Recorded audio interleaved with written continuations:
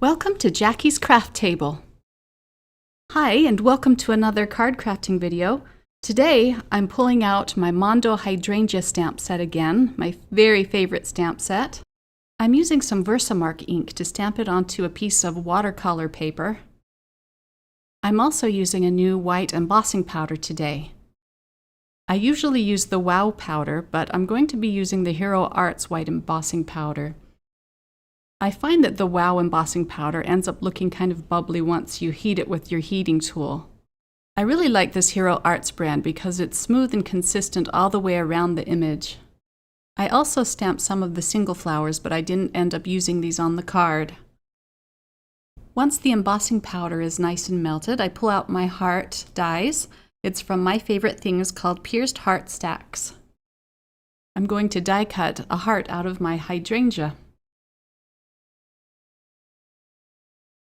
I'm running it through my Sizzix Big Shot machine.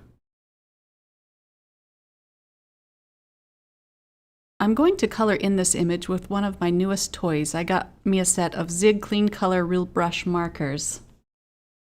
I absolutely love them. I just can't get enough of them.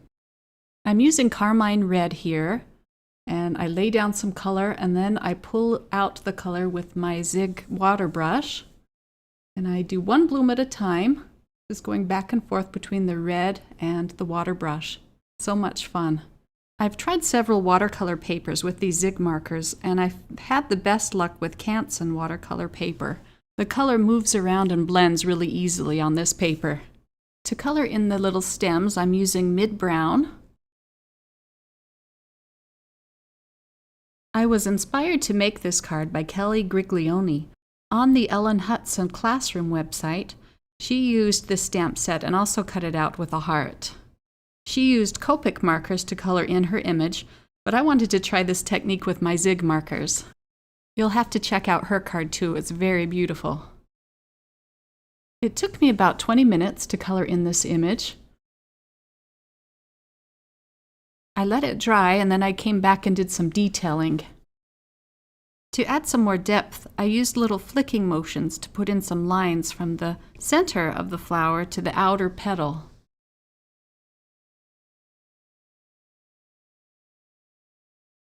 Then when that was dry, I came back with my gray-brown and colored in the negative space of this card.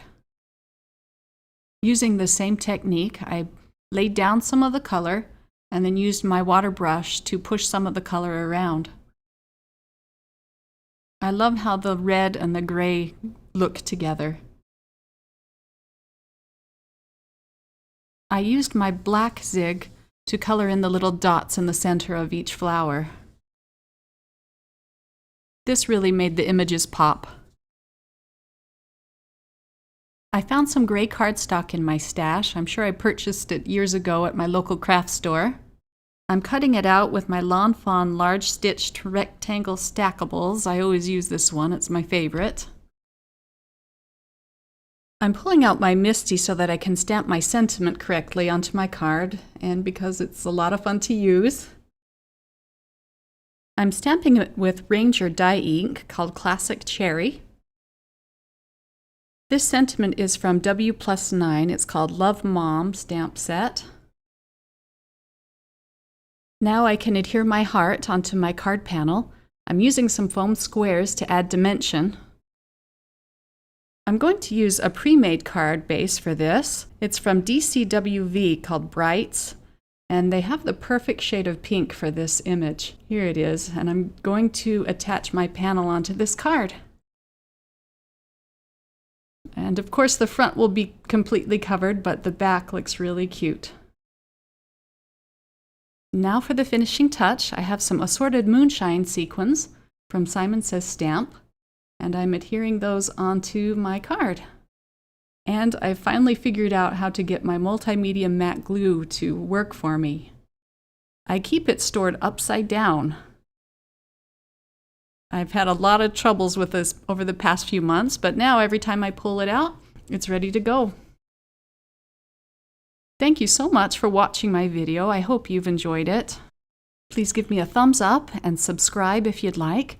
Also leave a comment. I'd love to read them. They just make my day. I hope you all have a wonderful week. Bye!